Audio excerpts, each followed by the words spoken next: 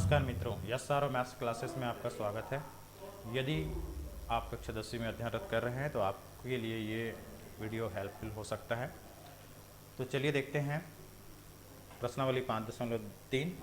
इसके पूर्व के वीडियो में हमने देखा था प्रश्नावली 5.1 एवं 5.2 को।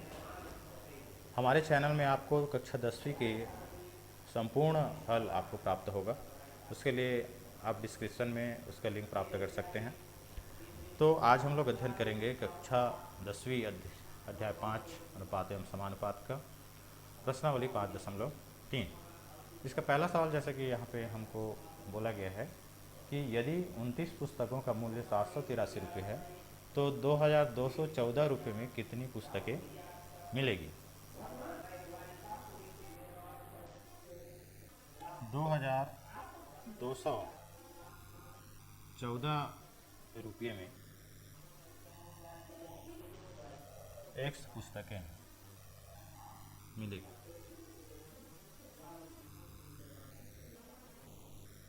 तो समानुपात के नियम से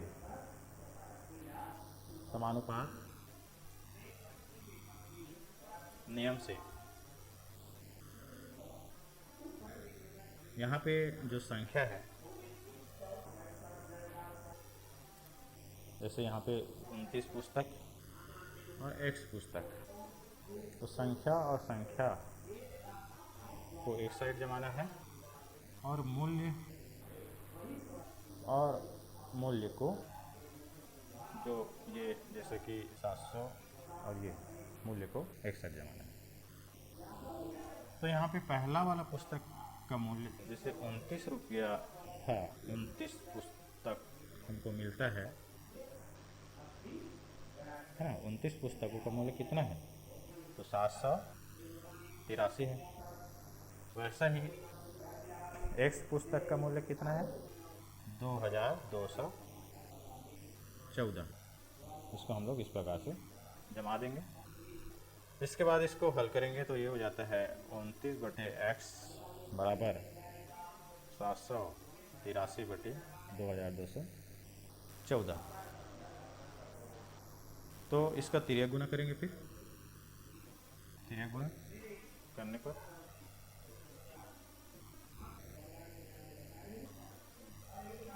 तो तिर्यक गुना कैसे करेंगे, इसका गुना इसके साथ करेंगे और इसका गुना इसके साथ करेंगे।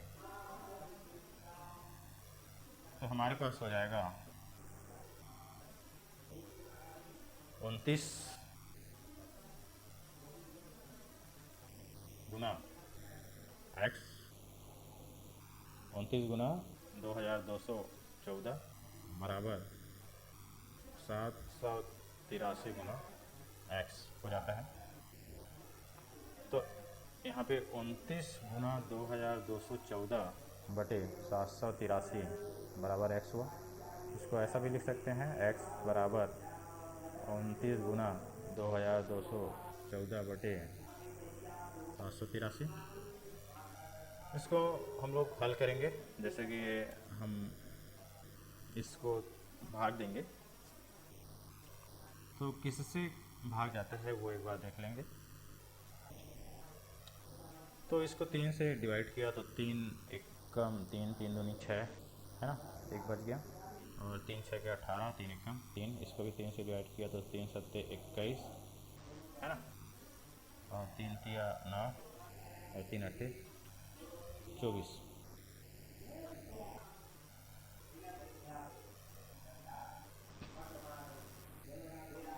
तो इस प्रकार इसको और डिवाइड करते हैं।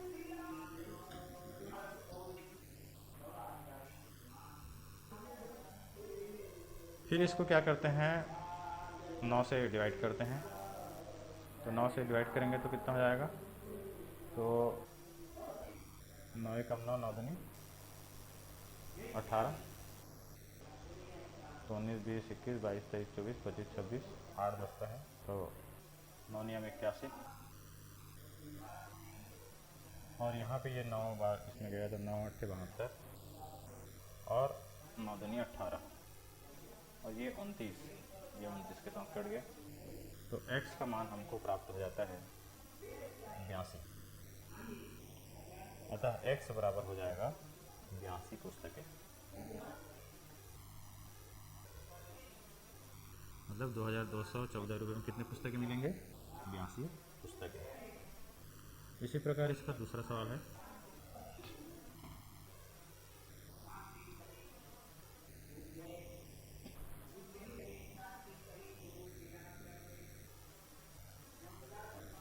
दूसरा सवाल में चूँकि हमको दिया है कि 14:23 समानुपात 16:x, तो इसको हल किया तो हो जाता है 14/35 बराबर 16/x।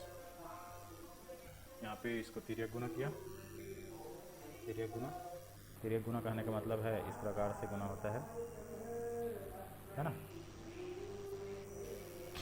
करने पर तो हो जाता है 14 गुना x बराबर 16 गुना 35। तो x बराबर हो जाएगा 16 गुना 35/14। इसको 2 से भाग दिया या 7 से भाग दिया तो 7 दूनी 14 और 7 पंचे 35 होता है, 2 एकम 2 और 2 अट्ठे 16। तो 8 पंचे हमको 40 प्राप्त हो जाता है। तो x बराबर हमको 40 आंसर मिल गया। इसके बाद अगला सवाल हमारे पास है तीसरा सवाल में बोलता है 2xy है ना, और x² y² का चतुर्थानुपाती पता करें। तो माना इसका चतुर्थानुपाती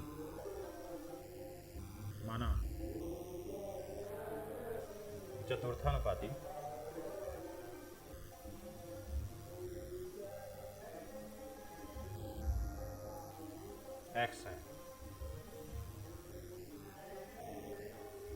अब चूंकि इसमें x दिया है तो इसको x मानना उचित नहीं है, हम इसको चतुर्थानुपाती को कुछ दूसरा मान लेते हैं।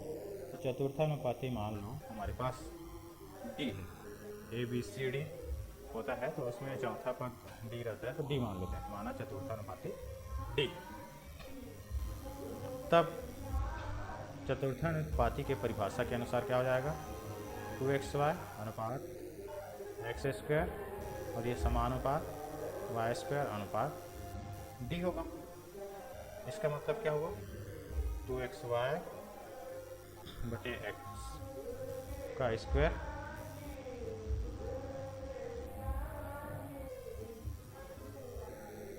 बराबर y²/d।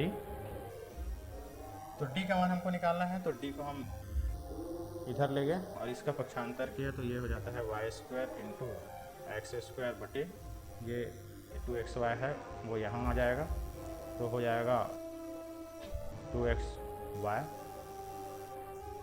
इसको हल किया तो हमको मिलता है ये y² है तो ये x है ना, ये x का एक घात कम हो जाएगा और ये y इसका एक घात कम हो जाएगा। तो कहने का मतलब ये है, इसको ऐसा भी लिख सकते थे हम लोग y into x into x और ये 2xy है ना, तो ये x एक x के साथ ये y इस y के साथ कट गया, तो क्या बचा ऊपर में xy, नीचे में बचा 2। इसको अपन लिख सकते हैं 1/2xy और ये हमारा आंसर है चतुर्थानुपाती। इसके बाद है चौथा सवाल। तो चौथा सवाल में हमको जैसे बोला गया है संख्याएं 10, 18, 22, 38 में से हर एक संख्या में क्या जोड़ा जाए कि ये संख्याएं समानुपाती हो जाए। तो माना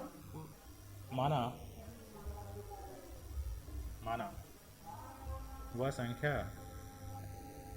संख्या x है जिसको इसमें है ना जोड़ा जाए तो ये संख्या समानुपाती हो जाती है। तो प्रश्नानुसार इसमें क्या करना है, सब में हर एक में x जोड़ना है और वो समानुपाती हो जाए। तो ये हो जाएगा 10 + x अनुपात 18x समानुपात 22x और 38x, इस प्रकार से हो जाएगा प्रश्न के अनुसार। तो इसका मतलब ये हुआ कि 10 + x बटे 18x बराबर 22x बटे 38 धन x, फिर यह गुना किया इसका, फिर यह गुना करने पर तो 10 प्लस x का गुना हुआ 38 प्लस x के साथ, और 22 धन x का गुना हुआ 18 धन x के साथ।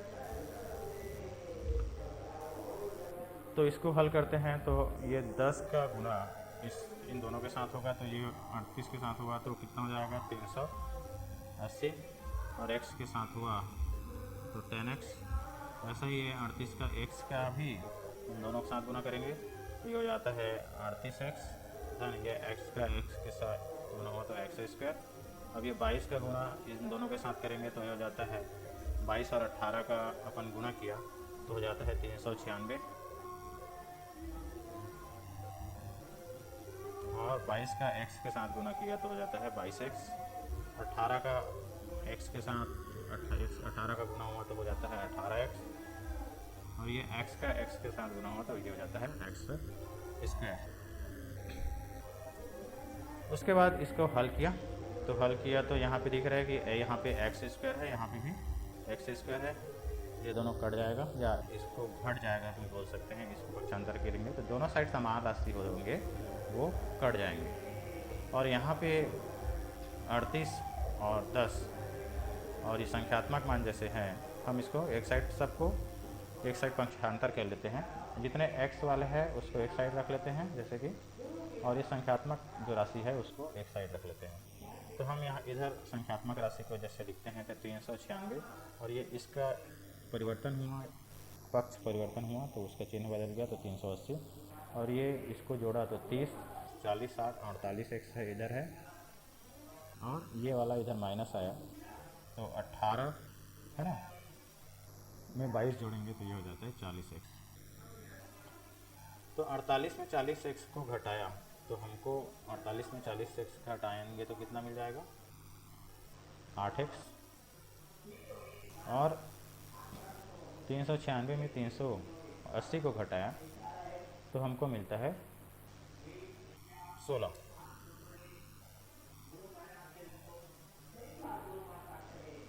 तो हमको यहाँ पे कितना मिल गया 16, इसलिए x बराबर हो जाएगा 16/8, 8 1 8, 8 2 16, तो x बराबर कितना हो जाएगा 2।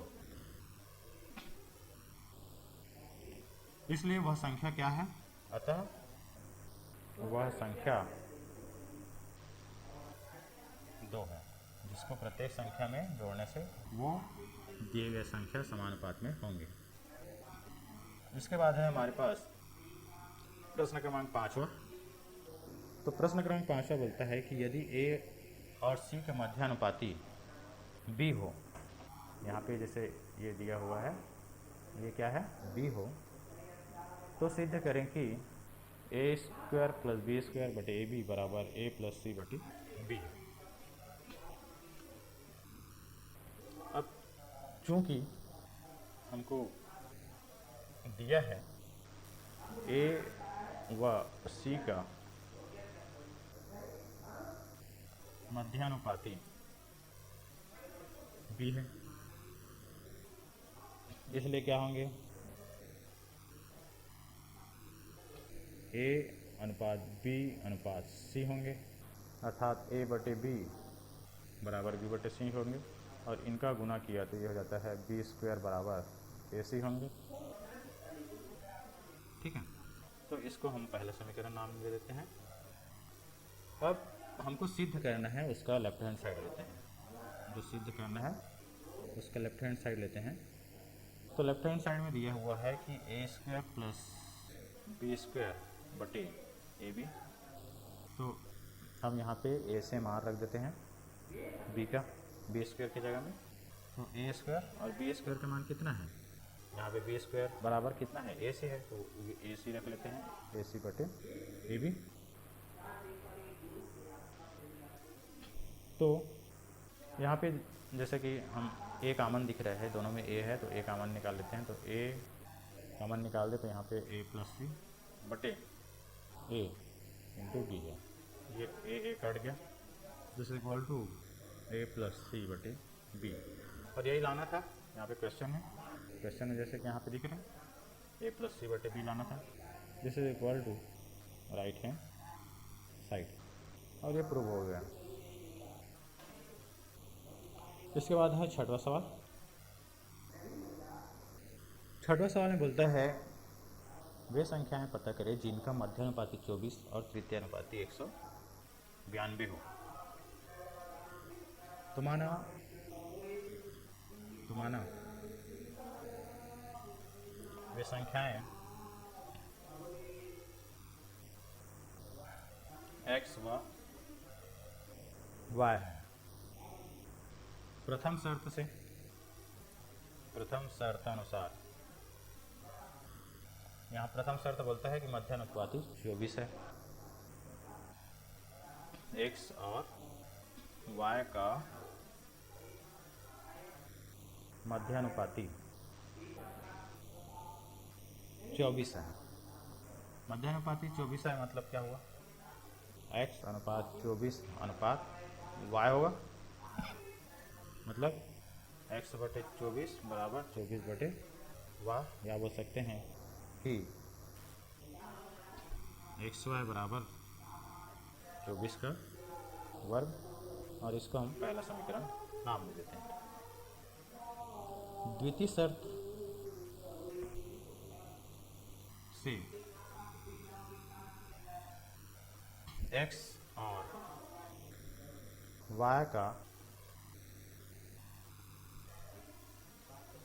तृतीयानुपाती बराबर 192 है, मतलब x अनुपात y अनुपात 192 होगा।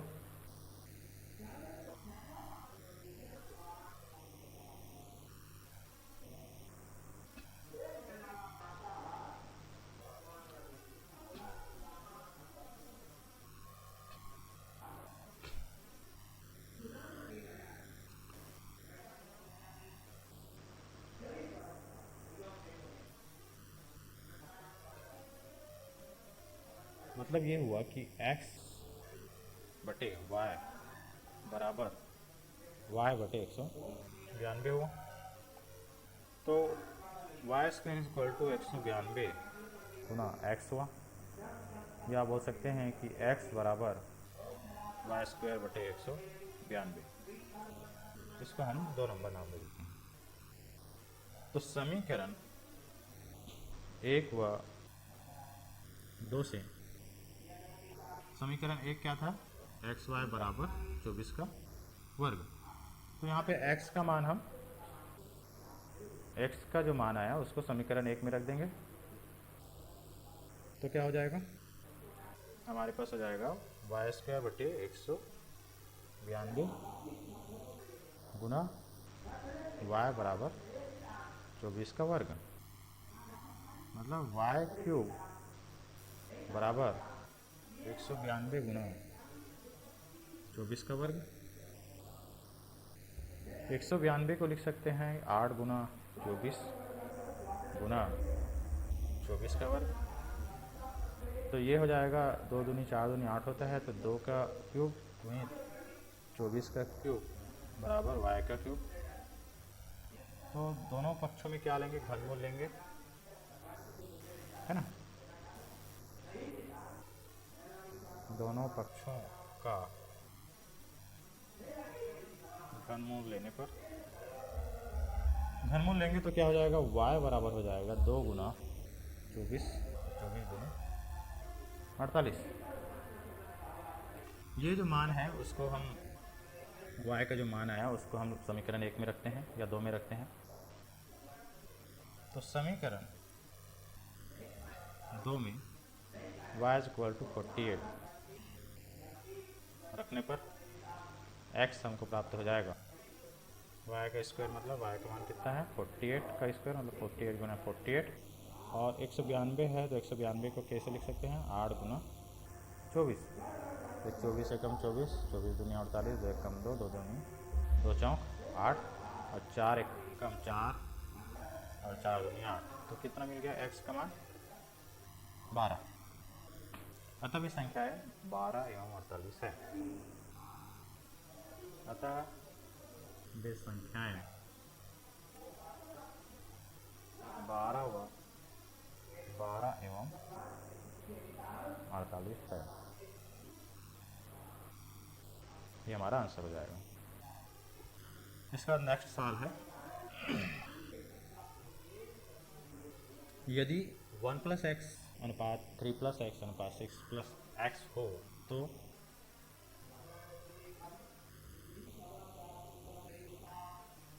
x का मान ज्ञात कीजिए।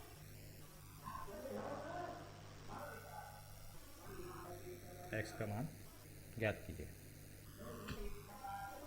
तो हमको यहाँ पे दिया है 1 + x अनुपात 3 + x अनुपात 6 + x। तो इसको ऐसा लिख सकते हैं 1 + x/3 + x है ना, is equal to 3 + x/6 + x। तो ये गुना करेंगे, फिर ये गुना करने पर फिर ये गुना करेंगे तो क्या हो जाएगा, 1 + x का गुना हो जाएगा 6 + x के साथ और 3 + x का गुना हो जाएगा 3 + x के साथ। तो ये 1 का गुना इन दोनों के साथ करेंगे तो 1 × 6 + x, यहाँ पे प्लस चिन्ह है तो यहाँ पे प्लस चिन्ह लगाएंगे और यहाँ अब क्या करेंगे, x का गुना, इस x का गुना इन दोनों के साथ करेंगे और ये तो दोनों एक ही चीज़ है तो a धन b पूरे का वर्ग का फार्मूला लगा देंगे। तो ये हो जाएगा पहले वाला का a का वर्ग धन 2 × पहले वाला और ये दूसरा वाला 2ab और दूसरा वाला का वर्ग। तो ये हो जाता है 3 × 9, 3 दूनी 6x धन x का स्क्वायर और यहाँ पे इसको गुना किया तो ये हो जाता है, यहाँ पे हो जाएगा ये 6 + x + 6 का x के साथ गुना तो 6x + x का स्क्वायर। तो ये हमारे पास हो गया 6 + 6 और x 7x + x स्क्वायर। यहाँ पे x स्क्वायर दोनों साइड है, कट गया। तो जो जिसमें x है उसको हम एक साइड रख लेते हैं और जो संख्यात्मक राशि है उसको दूसरे साइड। तो यहाँ पे 9 और ये 6 को इधर लाया और ये 7x पहले से था इधर और ये 6x को अपन इधर लाया तो ये हो जाता है ऐसा।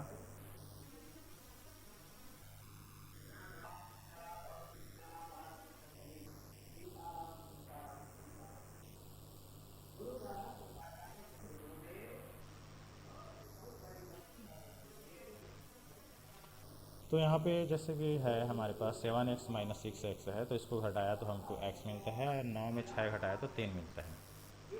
तो हमारे पास हो जाएगा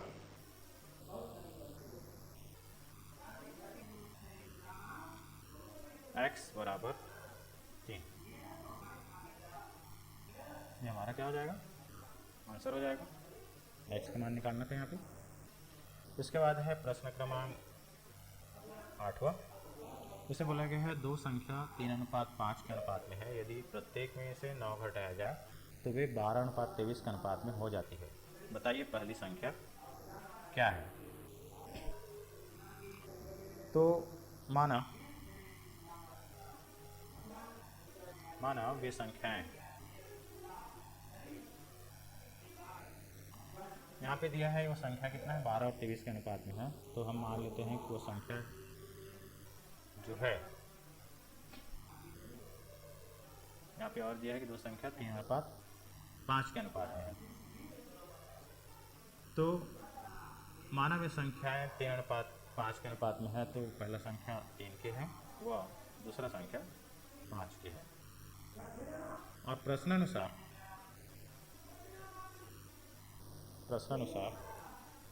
ये बोलता है यदि प्रत्येक संख्या में 9 घटाया जाए, ये जो संख्या है उसमें 9 घटाया जाए तो वे 12:23 के अनुपात में हो जाती है।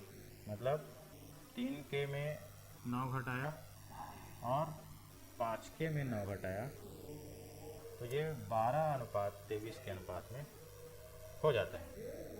तो हमको वो पहली संख्या क्या है वो बताना है, 3 के कमान निकालना है। तो पहले के कमान निकालना पड़ेगा, तो हम क्या करेंगे, इसका तिर्यक गुना करेंगे। तिर्यक गुना करने पर तो हो जाता है 3 के माइनस 9, इसका गुना हो जाएगा 23 के साथ, और 12 का गुना हो जाएगा 5 के माइनस 9 के साथ। तो 23 का 3 के से गुना करेंगे तो हो जाता है 3 तिया 9 और 3 दूनी 6 के, और इसके साथ उसके गुना हुआ तो 9 तिया 27 और 9 दूनी 18, 2 20, 207। वैसा ही 12 पंचे 60 के और 12 नियम 108। तो क्या करेंगे, के वाले को एक साइड रखेंगे, तो 69 के पहले से था, इसमें 60 के घटा दिया, और ये 207 के इधर पक्षांतर के, तो ये ऋणात्मक था तो धनात्मक हो जाएगा, ऋण 108। तो 69 में 60 घटाया तो हमको मिलता है 9 के, और 207 में 108 घटाया तो ये मिलता है 9। तो के हमारे पास हो जाएगा के इज इक्वल टू 99/9, तो 9 एकम, तो ये हो जाता है 11। के का मान कितना मिला, 11। अतः पहली संख्या 3 के बराबर 3 के का मान है 11, 11 दिया 35, ये हमारा आंसर हो जाएगा। इसके बाद नेक्स्ट सवाल है आपका 9वां सवाल। तो 9वां सवाल बोलता है, किसी काम को मजदूर प्रतिदिन 6 घंटा काम करते हुए 24 दिनों में पूर्ण कर लेते हैं। बताइए कितने मजदूर उस काम को 8 घंटा प्रतिदिन करते हुए 15 दिन में पूर्ण कर लें।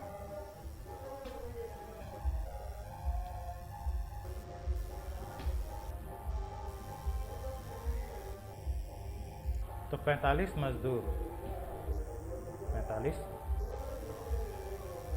मजदूर के लिए एक दिन में 6 घंटा काम करते हैं, क्योंकि एक दिन में 6 घंटा काम करते हैं, इसलिए 24 दिनों में कितना काम करेंगे, तो एक दिन का 6 घंटा, तो 24 दिन में कितना घंटा हो जाएगा, बराबर हो जाएगा 144 घंटे। इसी प्रकार एक मजदूर के लिए चूँकि एक दिन में 8 घंटा काम करते हैं, दूसरा मजदूर है ना, इसलिए 15 दिनों में हो जाएगा 8 गुना 15 घंटा बराबर 15 8 120 घंटा।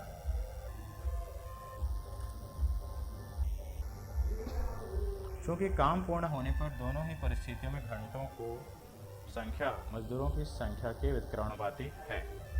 कहने का मतलब है मजदूर की संख्या अधिक होने से काम में लगने वाले घंटों की संख्या कम हो जाएगा। तो ये संबंध क्या है, एक के मान में बढ़ने से मतलब मजदूरों की संख्या बढ़ने से समय घंटा कम हो रहा है, तो ये संबंध व्युत्क्रमानुपात में होंगे। तो इसको हम लिखेंगे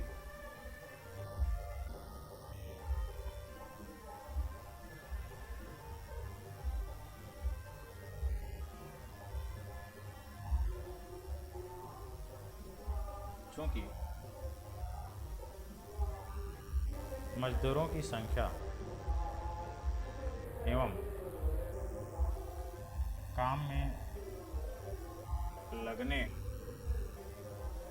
वाले समय का संबंध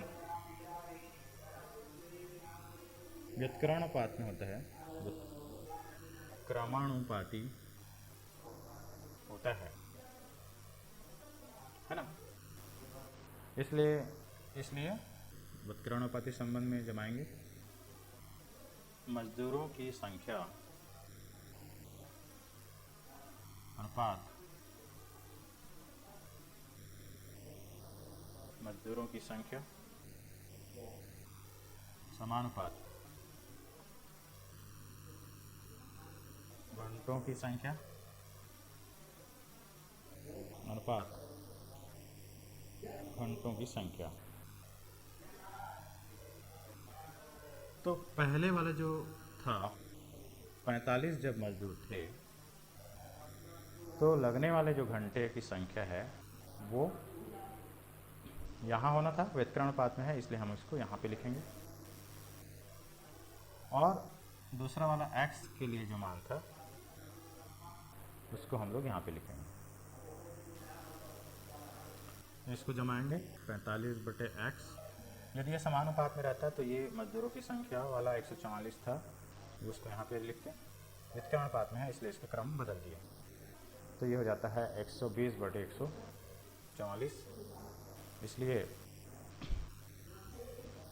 x बराबर हो जाएगा, x यहाँ पे चला गया तो ये हो जाएगा 45 गुना 144/120। इसको डिवाइड किया तो मैं जैसे इसको डिवाइड करता हूँ 15 से, तो 15 × 120 और 15 नियम 145। अब इसको 2 से डिवाइड किया तो 2 चौक 8 और 2 सत्ते 14, 2 दूनी 4। फिर 2 से डिवाइड किया तो 2 दूनी 4 और 2 तिया 6 और 2 छः 12। फिर 2 से डिवाइड किया तो 2 1 2, 2 8 16। होता है 15 तिया 45 और 18 तिया होता है 54। इस प्रकार x का मान हमको 54 मिलता है, तो 54 मजदूर ये आंसर है। इसके बाद है 10वां सवाल।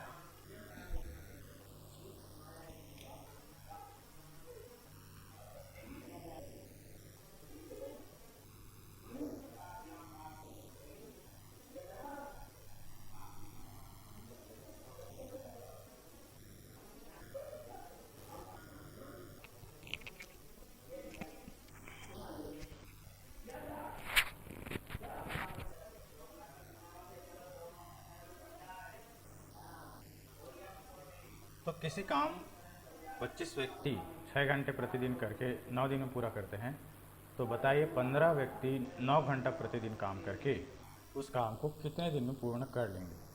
तो जहाँ भी व्यक्तियों की संख्या और काम करने वाले घंटों की संख्या का संबंध होगा वो व्युत्क्रमानुपात में होगा। तो यहाँ पे देखा जाए तो 25 व्यक्ति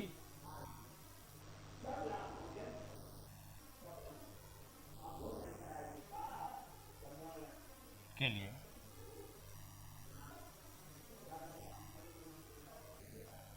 एक दिन में करता है काम 6 घंटे और 9 दिन काम करता है। कितना दिन काम करता है? तो 9 दिन में कितने घंटे काम करेंगे? तो 6 गुणित 9, 6 नहीं है 54 घंटे काम करता है। एक दूसरा व्यक्ति है जो 25 व्यक्तियों के लिए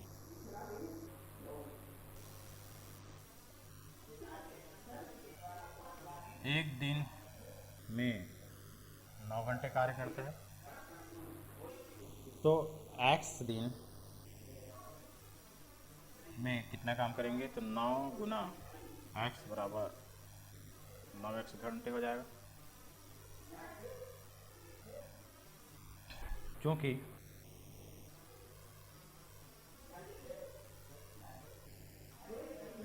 काम पूर्ण होने पर घंटों की संख्या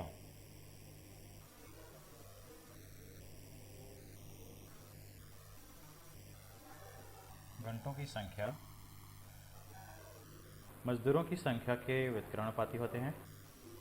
मजदूरों की संख्या के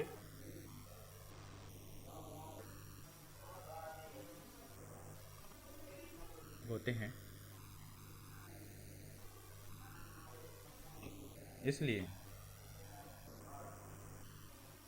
मजदूरों की संख्या अनुपात मजदूरों की संख्या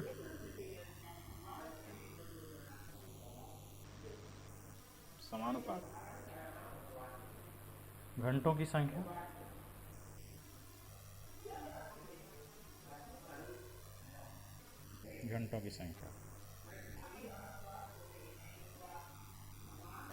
तो मजदूरों की संख्या पहले वाले में जैसे 25 था, और मजदूरों की संख्या हमको ये ज्ञात करना x, तो क्योंकि व्युत्क्रम अनुपात में है इसलिए 25 मजदूरों में जो समय लगेगा उसको हम लास्ट वाले में लिखेंगे। तो वो था हमारे पास 54 घंटे, और ये जो x मजदूर है उनके द्वारा है वो 9x है। तो ये हो जाता है 25/x बराबर 9x/54।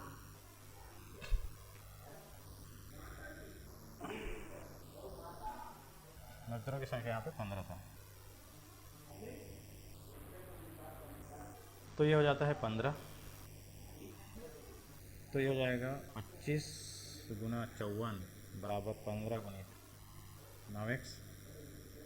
ये हो जाएगा हमारे पास 25 गुणित 54, इसको हल किया तो x का मान हमको निकालना है। तो क्या करेंगे, 25 गुना 54 बटे 15 गुना 9 बराबर x हो जाता है।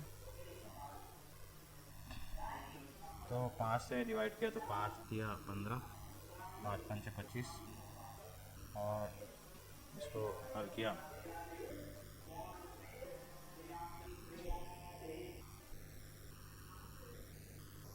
9 एकम 9, 9 6 का 54, और 3 एकम 3, 3 दूनी 6, और 5 दूनी हमको प्राप्त हो जाएगा 10 बराबर x, या बोल सकते हैं कि x बराबर 10 दिन। ये हमारा आंसर हो जाएगा।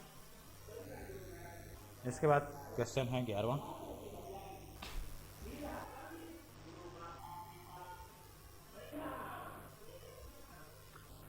तो 11वां सवाल में हमको जैसे कि बोला गया है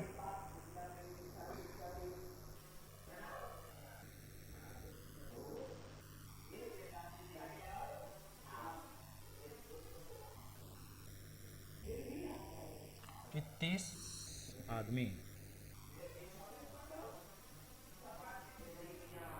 के लिए,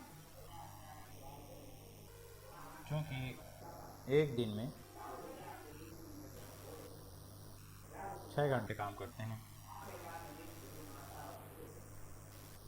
इसलिए 15 दिनों में 6 गुना 15, तो 15 6 का 90 घंटे हो जाएंगे। वैसा ही 20 आदमी के लिए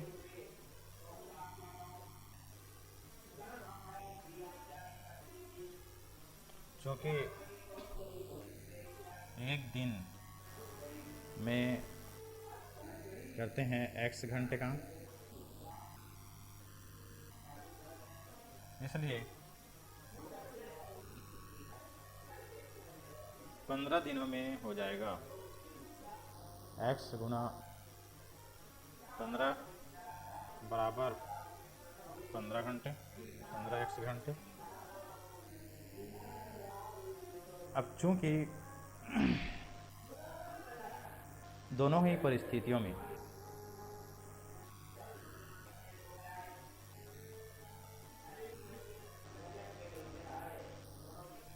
उसी काम को पूर्ण करने में घंटों की संख्या, उसी काम को पूर्ण करने में घंटों की संख्या मजदूरों की संख्या के मजदूरों की संख्या के व्युत्क्रमानुपाती है। इसलिए मजदूरों की संख्या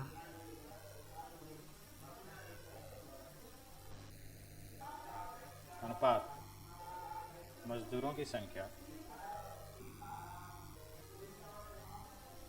समानुपात घंटों की संख्या अनुपात घंटों की संख्या। तो यहाँ पे देखते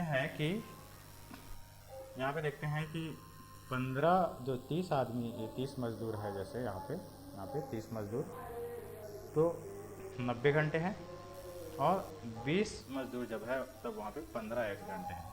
अब दोनों संबंध व्युत्क्रमानुपाती संबंध में है, तो इसलिए इसको जमा देंगे।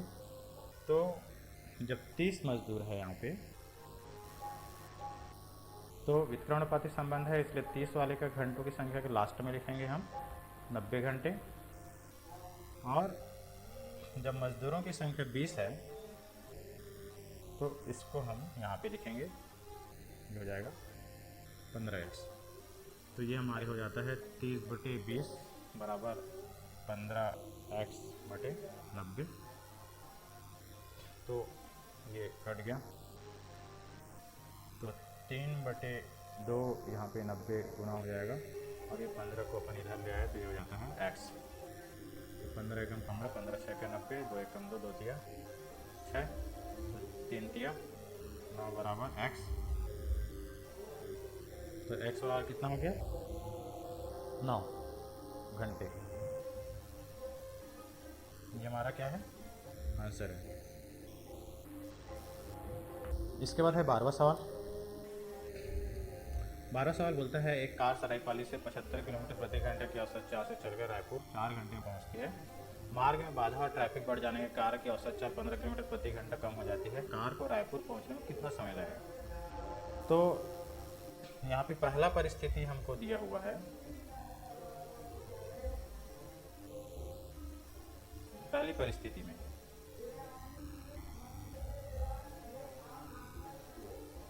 तो पहली परिस्थिति में औसत चाल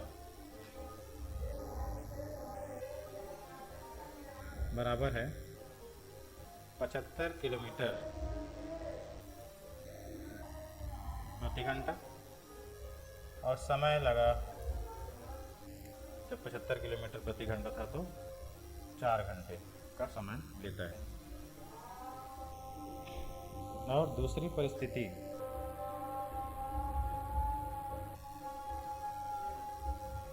में औसत चाल है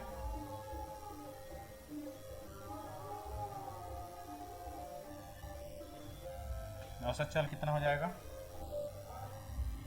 यहाँ पे दिया है 15 किलोमीटर प्रति घंटा कम, तो 15 किलोमीटर कम हो जाएगा। पहले कितना था? 75, जिसमें 15 कम हो गया तो हो जाता है 60 किलोमीटर प्रति घंटा, और लगा समय है मानो x घंटा, ये हम मान लिए। अब चूंकि कार में यात्रा में कार की चाल एवं दिए गए समय में व्युत्क्रम संबंध होते हैं। स्पीड बढ़ने से समय कम लगेगा, जो संबंध क्या होगा? व्युत्क्रम संबंध है। तो चूंकि चाल एवं समय में व्युत्क्रम संबंध होता है, इसलिए चाल दोनों ही परिस्थितियों में चाल और यहाँ पे घंटा के बीच में हम संबंध बनाते हैं। तो पहले वाला जो चाल था 75, क्योंकि व्युत्क्रम संबंध है इसलिए जब 75 किलोमीटर प्रति घंटा का था तब उसमें लगने वाला समय था 4 घंटे, और जब चाल इसका 60 किलोमीटर प्रति घंटा हो जाता है तो लगने वाला समय है हमारे पास x। तो ये हो जाएगा 75/60 बराबर x/4। तो ये हो जाएगा 75 × 4 है ना, बटे 60 बराबर x। तो इसको 4 से भाग दिया, 4 एकम 4 और 4 पंचे 20, 15 एकम 15, पंचे 75। तो x का हमको मान मिला 5। तो x बराबर हमारा 5 क्या हुआ, घंटे हुए, मतलब ये हमारा आंसर है। इसके बाद 13वां सवाल है। 13वां सवाल बोलता है यदि 10 बल्बों को 60 दिन तक 4 घंटे प्रतिदिन जलाने में 80 रुपये का विद्युत व्यय आता है, तो कितने बल्ब 16 दिन तक 3 घंटे प्रतिदिन जलाने जाए पर 40 रुपये का विद्युत व्यय आएगा। तो पहली स्थिति में देखते हैं। पहली स्थिति में एक बल्ब एक दिन में जलाने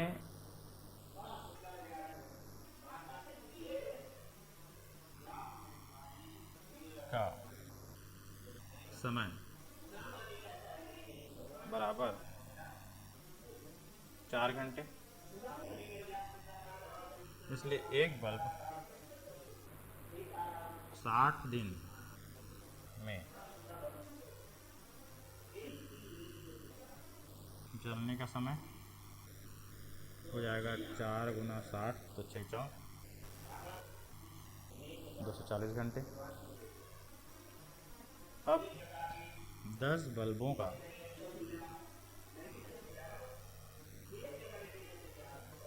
60 दिन में जलने का समय बराबर हो जाएगा 10 × 240 बराबर इतना 2400 घंटे। दूसरी स्थिति, ये हमारा पहला स्थिति है। अब दूसरी स्थिति में क्या बोला गया है,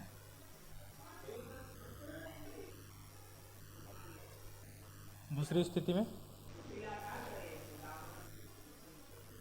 एक बल्ब का एक दिन में जलने का समय बराबर 3 घंटे। अब एक बल्ब का 16 दिन में जलने का समय बराबर 3 × 16 बराबर 48 घंटे।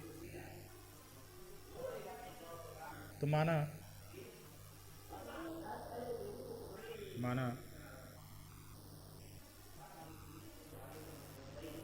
दूसरी स्थिति में बल्बों की संख्या बराबर x है, तब x बल्ब का 16 दिनों में जलने का समय बराबर हो जाएगा 48x घंटे। अब चूंकि विद्युत व्यय बल्ब जलने के समय के समानुपाती होते हैं, मतलब जितना आप जलाओगे उतना व्यय बढ़ेगा। इसलिए 10 बल्बों का जलने का कुल समय अनुपात एक्स बल्बों के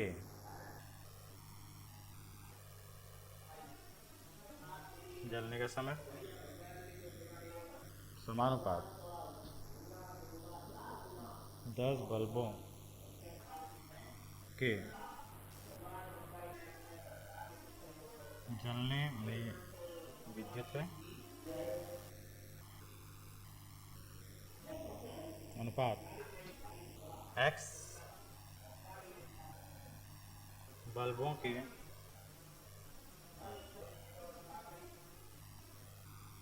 जलने में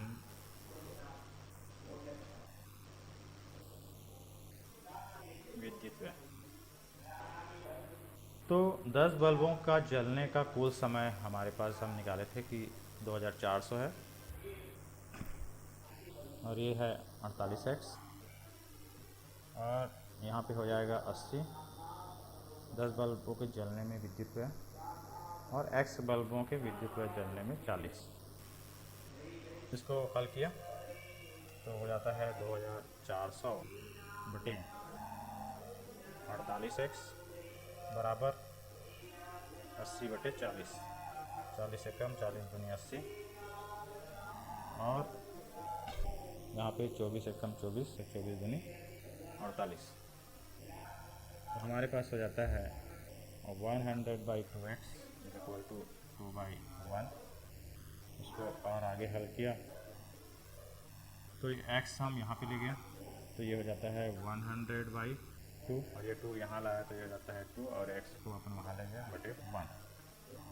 तो 2 एकम 2, 2 पंचे 10, 2 एकम 2 और ये 25।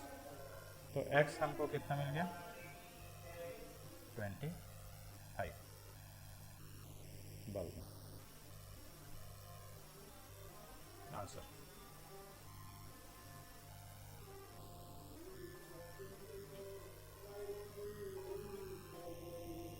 इसके बाद है 14वां सवाल। तो 14वां सवाल में बोला गया है किसी काम को 48 मजदूर 8 घंटे प्रतिदिन काम करके 25 दिन में पूर्ण करते हैं। 30 आदमी इस काम से दोगुने काम को 10 घंटे प्रतिदिन करके कितने दिन में पूर्ण कर लेंगे।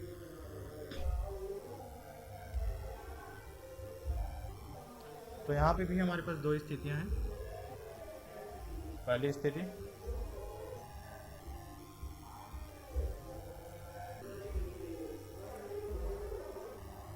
स्थिति में एक दिन में कितना काम होता है 8 घंटे काम करते हैं। तो 25 दिनों में कितने घंटे काम हो जाएंगे तो 8 गुना 25 घंटे बराबर 200 घंटे। इसलिए 48 मजदूर उस काम को पूर्ण करते हैं बराबर 200 घंटे में।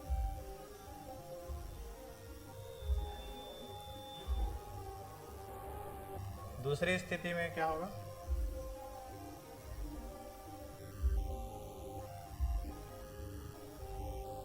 दूसरी स्थिति में एक दिन में कितना घंटा काम हो रहा है एक दिन में 10 घंटे। तो x दिन में कितने हो जाएंगे 10x घंटे। किंतु पहले से दुगुने काम करते हैं 10x घंटा। तो पहले जितना काम पूर्ण करने हेतु कितना घंटा लगेगा आधा समय लग जाएगा। तो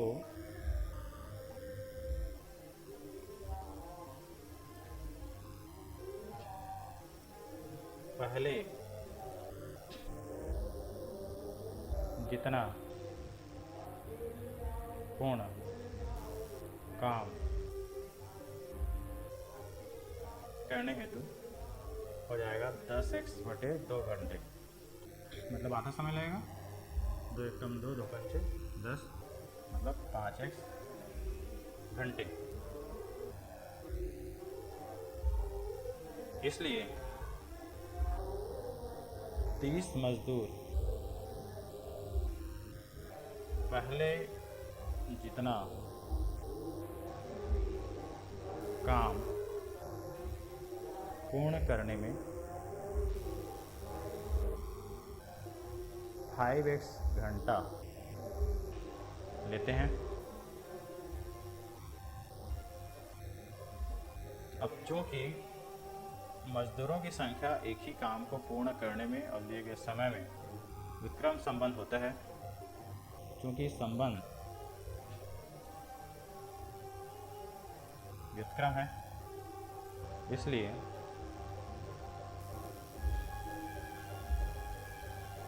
मजदूरों की संख्या अनुपात दूसरा वाला मजदूरों की संख्या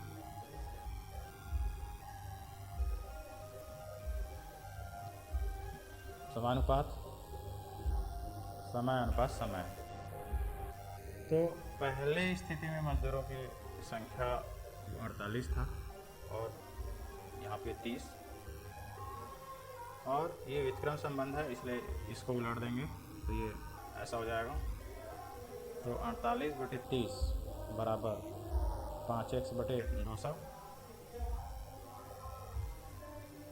इसको और आगे बढ़ाया तो हमारे पास हो जाएगा 48/30, और ये 200 का गुना इधर हो गया बराबर 5x था तो x, और ये 5 को इधर ले आए। इसको हल किया तो ये 0 1 काट दिया तो 5 एकम 5, 5 चौक 20, और 3 एकम 3 है ना, और 3 छः 18, तो कितना हो जाएगा 16 चौक 64 बराबर x। तो x बराबर 64 दिन हमारा आंसर हो जाता है। इसी प्रकार अगला सवाल हमारे पास है, A और B मिलकर किसी काम को 24 दिन में, B और C मिलकर उसी काम को 18 दिन में, तथा A और C मिलकर उसी काम को 12 दिन में करते हैं। बताइए A अकेले उस काम को कितने दिन में पूरा कर देगा, ये हमको बता दें। तो चलिए इसको बनाते हैं।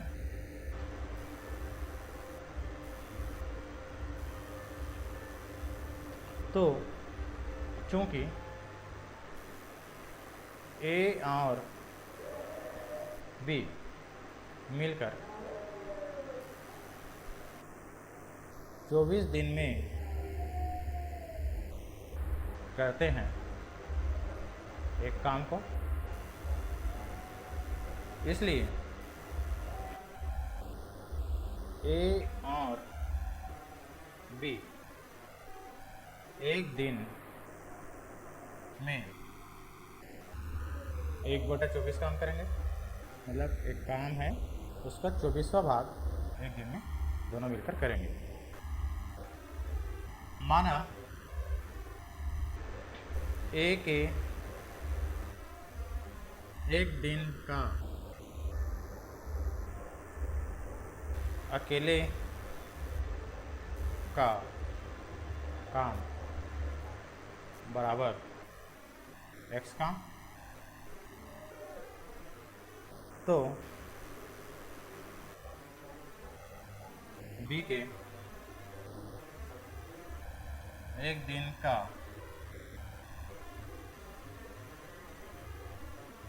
अकेले का काम बराबर हो जाएगा दोनों मिलकर जो काम किया था एक दिन में वो, और ये x काम को अगर घटा दें, A के काम को घटा दें तो वो B का काम उनको प्राप्त हो जाएगा।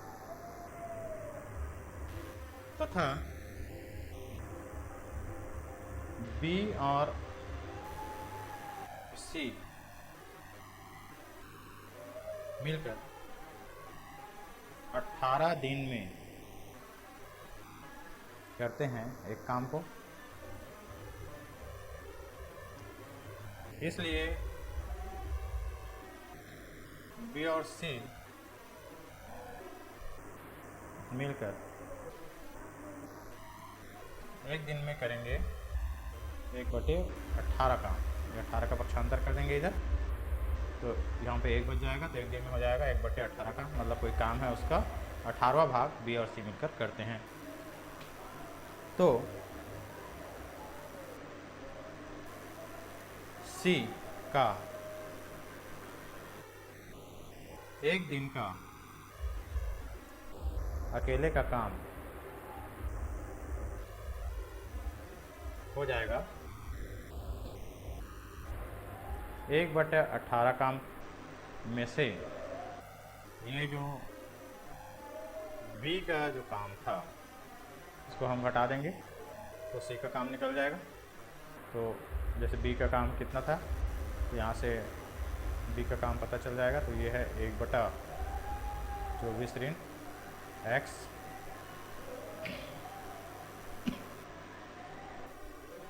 तथा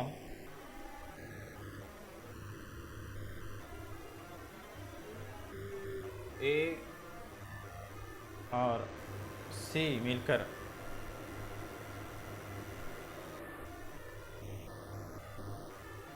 बारह दिन में करते हैं एक काम को, इसलिए ए और सी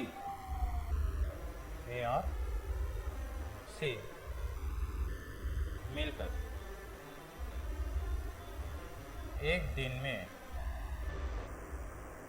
कितना काम करेंगे, कोई काम का 12वां हिस्सा 1/12 काम, इसलिए ए का एक दिन का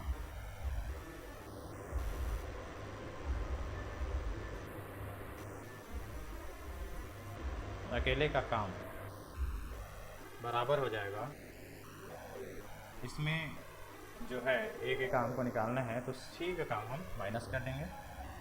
ए और सी मिलकर जो काम किया था ये, उसमें हम इसमें क्या करेंगे, सी के कार्य को माइनस कर देंगे। तो सी के काम ऊपर से हमको पता चल गया है, तो वो है 1/18 ऋण, इसलिए ए का एक दिन का अकेले का काम बराबर हो जाएगा, ए और सी मिलकर एक दिन में काम करते हैं 1/12, तो उसमें से हम ए का काम निकालना है, तो सी का काम को हम क्या करेंगे, हटा देंगे, और ऊपर से हमको निकाल चुके हैं सी का काम कितना है, ये हमारा सी का काम है ना, तो उसको हम घटा देंगे, तो हमको घटाने से प्राप्त हो जाएगा। तो चलिए देखते हैं, ए का एक दिन का अकेले का काम हो जाएगा 1/12 ऋण 1/18 ऋण 1/24 ऋण एक्स। अतः हम चूंकि ऊपर ए का एक दिन का अकेले का काम एक्स माने हैं यहाँ पे, इसलिए वो जो मान निकाले हैं हम, वो एक्स, ये जो मान निकाले हैं वो एक्स के बराबर होगा। अतः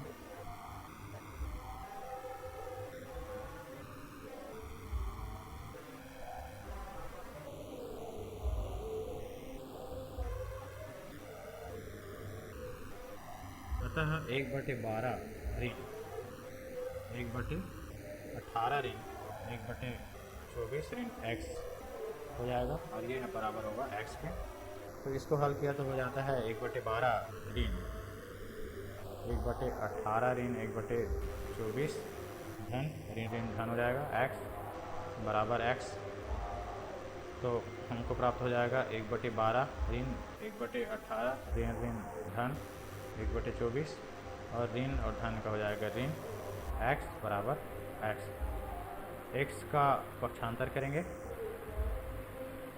पक्षांतर करने पर हो जाएगा हमारे पास 1/12 ऋण 1/18 धन 1/24 बराबर एक्स धन एक्स।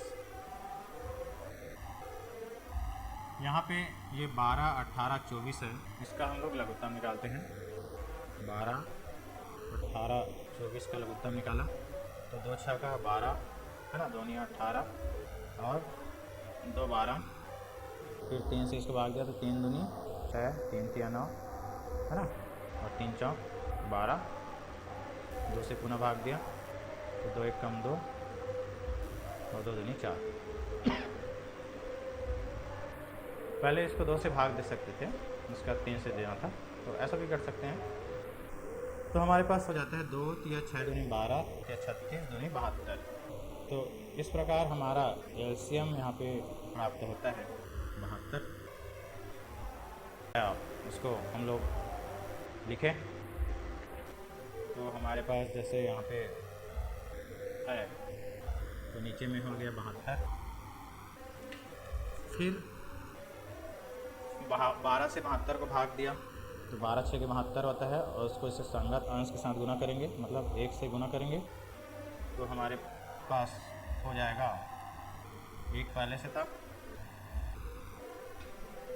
1 पहले से था, और इसको 12 से भाग दिया 72 को तो 12 6 के 72। इसी प्रकार 18 से 72 को भाग दिया तो 4 बार भाग जाएगा, और 1 इसमें था अंश में तो 18 × 72 होता है। उसके बाद प्लस 24 से भाग देते हैं तो 3 बार में जाता है, 1 है इसमें अंश में, इसलिए इस टाइप से हो जाएगा। तो इतना के बराबर कितना आएगा 2x। तो इसको ऐसा हल कर सकते हैं कि 6 ऋण 4 बराबर 3 बटे 72 बराबर 2x। 6 में 3 जोड़ा तो हमारे पास हो जाता है 6 3 9, 9 ऋण 4 बटे 72 बराबर 2x। 9 में 4 घटाया तो होता है 5 बटे 72, और ये इसको ये 2 को नीचे ले आया तो यहाँ पे बचा x। 72 का 2 से गुना किया तो हमको मिलता है 2 दूनी 4 और 2 सत्ते 14 बराबर x। ये क्या हुआ, ए का एक दिन का अकेले का काम हुआ, अतः ए का एक दिन का अकेले का काम बराबर 5/144 काम। इसका इधर गुना कर दिया तो एक काम निकल जाएगा, तो 1 गुना 144/5 दिन का ए का अकेले का काम बराबर 1 काम हो जाएगा। अर्थात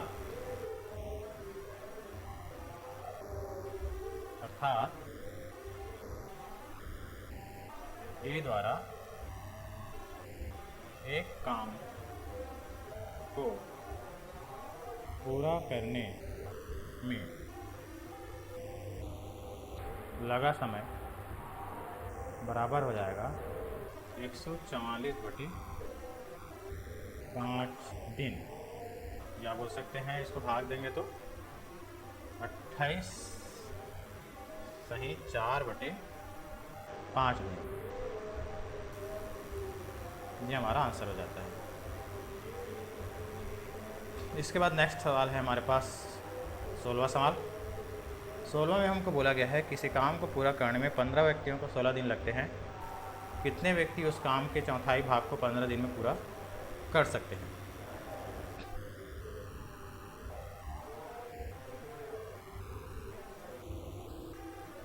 तो प्रथम स्थिति में देखते हैं,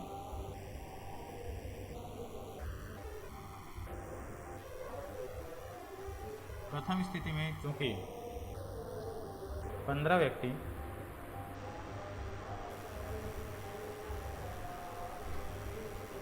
एक काम को करते हैं 16 दिन में, इसलिए 15 व्यक्ति 1/16 काम करेंगे एक दिन में। द्वितीय स्थिति क्या है, द्वितीय स्थिति में माना x व्यक्ति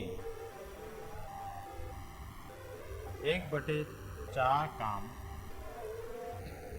करते हैं 15 दिन में, तो X व्यक्ति, ये 15 का इधर पक्षांतर किया तो 15 चौक 60 होता है, तो काम कितना दिन में करेंगे? 1 दिन में। अब चूंकि व्यक्तियों की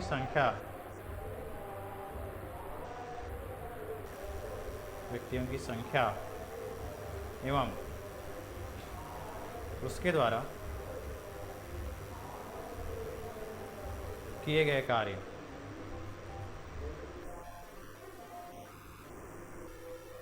की मात्रा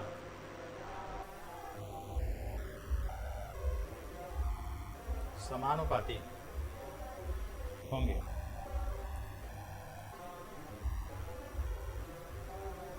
इसलिए व्यक्तियों की संख्या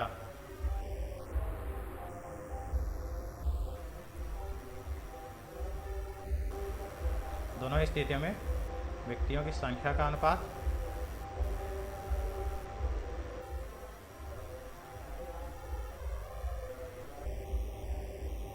और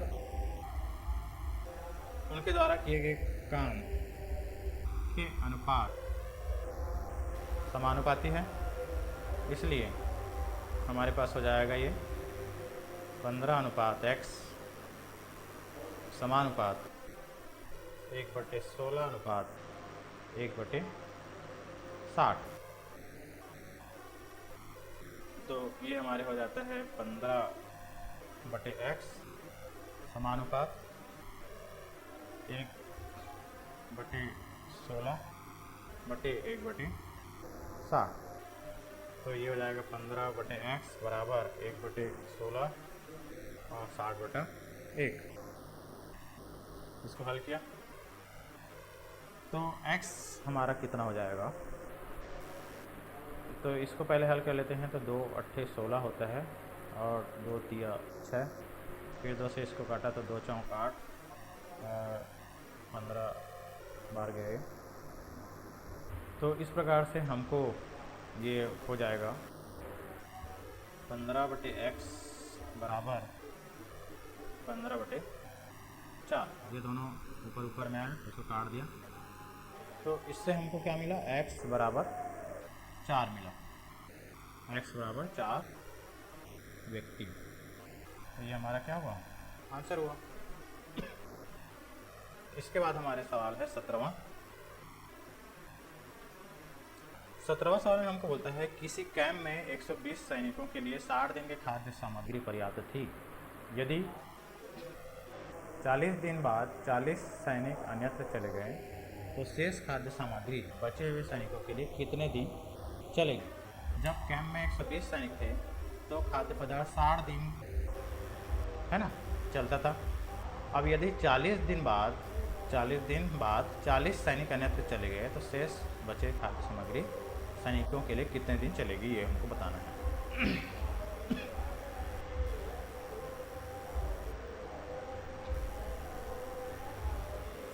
तो चूंकि राशन की नियत सामग्री रहने पर राशन खपत कुल सैनिकों के चले जाने पर अधिक दिनों तक चलेगी, इसलिए राशन की खपत और दिनों की संख्या व्युत्क्रमानुपाती होंगे। तो माना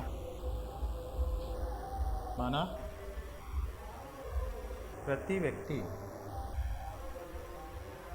प्रतिदिन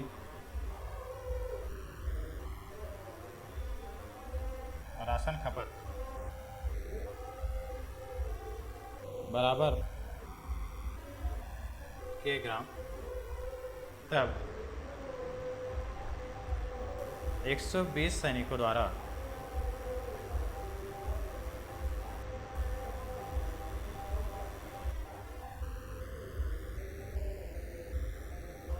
राशन खपत बराबर हो जाएगा 120 के ग्राम।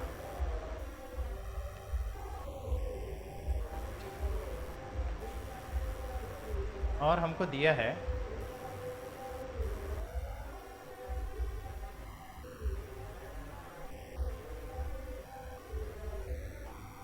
पे स्पष्ट है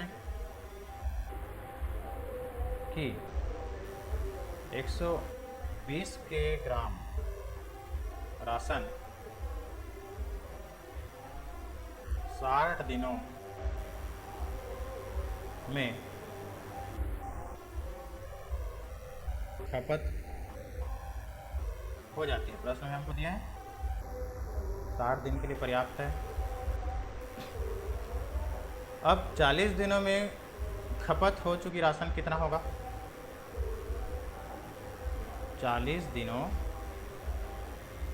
में, क्योंकि 40 दिनों तक है ना, 40 दिनों बाद बोला गया ना, तो 40 दिन तक तो 120 सैनिक जो है खाना खाया है। तो 40 दिनों में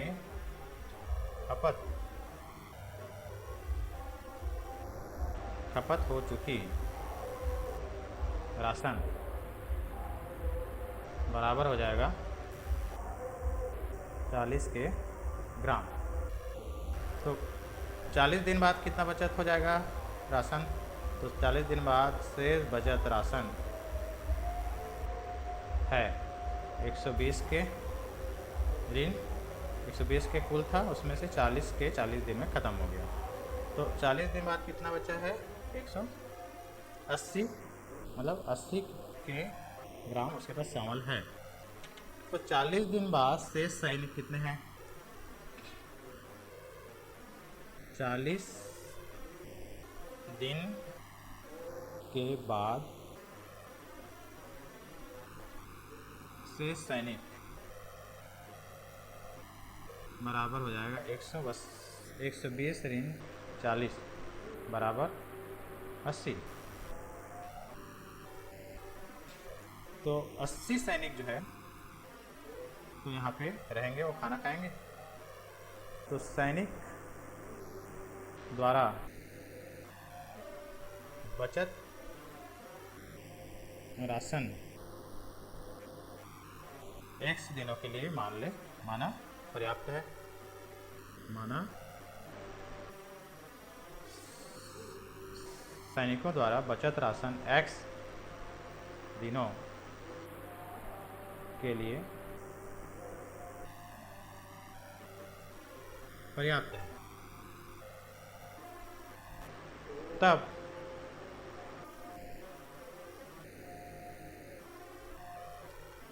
राशन की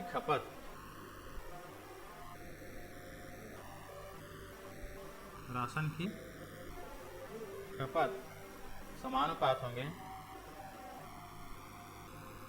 राशन के खपत होने का समय।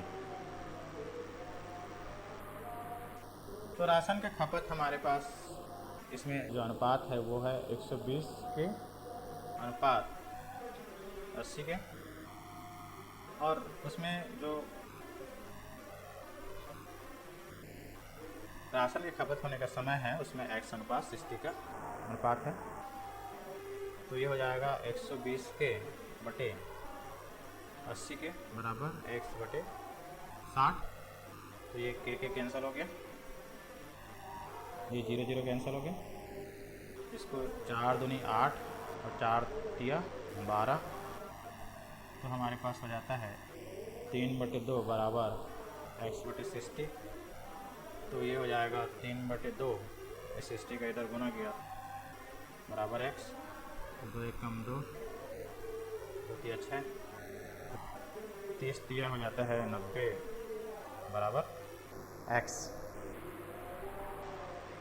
तो इसका मतलब ये हुआ कि x बराबर 90 दिन और चलेगा वो राशन जो बचत है। इसके बाद अगला सवाल है 18वां। यदि 11 मकड़ियाँ 11 दिनों में 11 जाले बनाती है तो बताइए एक मकड़ी एक जाल बनाने में कितने दिन लेगी? तो यहाँ पे दिया है कि 11 मकड़ियाँ 11 जालें 11 दिनों में बनाती हैं। इसलिए 11 मकड़ियाँ एक जाल 11/11 बराबर एक दिन में बनाएगी। माना एक मकड़ी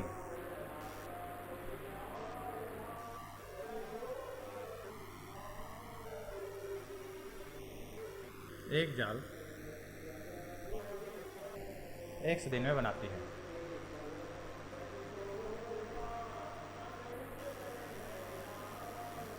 अब चूंकि मकड़ियों की संख्या उन जाल निर्माण में दिनों की संख्या व्युत्क्रमानुपाती होंगे, क्योंकि मकड़ियों की संख्या अधिक होगी तो जाल बनाने में लगने वाले दिन कम होंगे, है ना।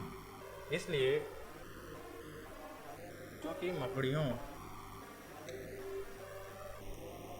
की संख्या एवं जाल निर्माण में दिनों की संख्या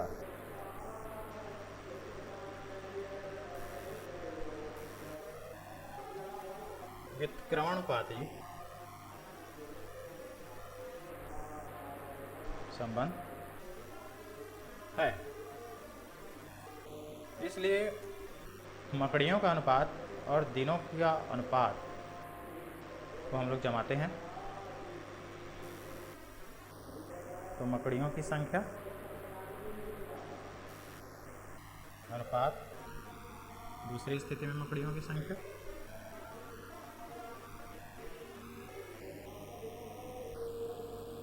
समानुपात। यहाँ पे दूसरी स्थिति में दिनों की संख्या व्युत्क्रम रहेंगे तो दूसरी स्थिति का पहले लिखेंगे, दूसरी स्थिति में दिनों की संख्या और पहली स्थिति में दिनों की संख्या। तो यहाँ पे जैसे 11/11 समानुपात x/1, तो कितना हो जाएगा 11/11 बराबर x/1, तो 11 एकम 11, 11 एकम 11, तो 1 बराबर x, या बोल सकते हैं x = 1।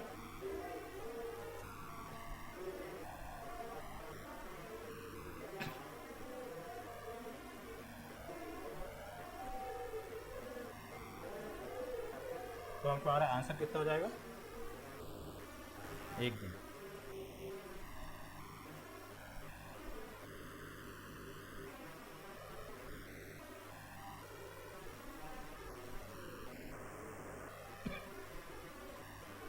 उसके बाद है 19वां सवाल। 19वां सवाल में बोला गया है कि 2 नल एक टंकी को पूरा भरने में 6 घंटे का समय लेते हैं।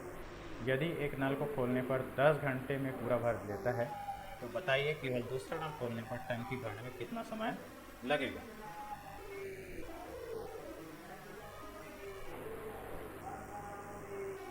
तो माना 2 नल ए व बी है, माना 2 नल ए व बी है। प्रश्नानुसार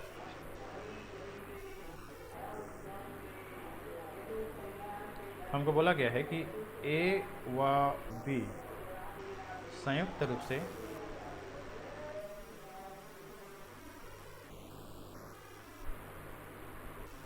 छः घंटे में भरते हैं। एक टंकी को 6 घंटे में भरते हैं। कितना, एक टंकी।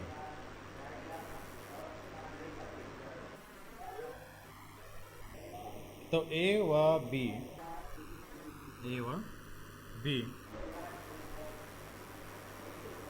संयुक्त रूप से 1 घंटे में भरेंगे एक टंकी का 6वां भाग।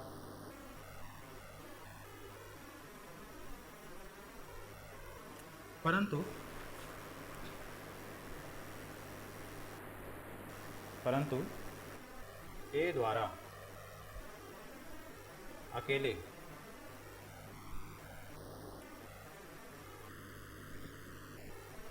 दस घंटे में भरते हैं एक टंकी, इसलिए ए द्वारा अकेले एक घंटे में भरेंगे 1/10 टंकी, मतलब टंकी का 10वां भाग, तथा बी द्वारा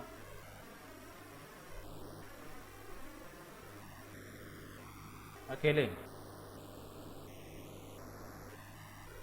एक घंटे में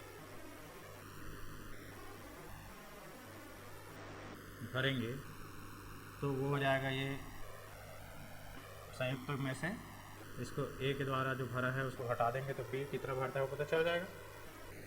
तो 1/6 दोनों मिलकर भरते थे और 1/10 ये अकेले भरते थे एक घंटे में, तो वो हटा देंगे तो बी अकेले कितने घंटे में भरते हैं वो पता चल जाएगा। तो ये हो जाएगा, इन दोनों का लघुत्तम निकाला तो होता है 30, और 6 से 30 को भाग देंगे तो 5 बार में जाता है, और 10 से 30 को भाग देते हैं तो 3 बार में जाता है। तो ये हो जाएगा हमारा 5 में 3 घटाया तो 2/30, तो 2 एकम 2 और ये 15, तो 1/, हमको 15 टंकी प्राप्त होता है। इसलिए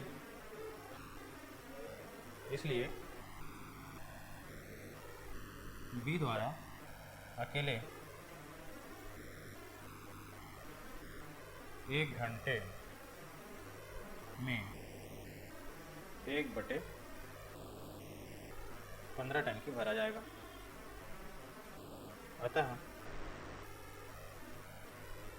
बी द्वारा अकेले, तो 15 का इधर गुना करेंगे तो 1/15 घंटे में एक टंकी भरा जाएगा। अतः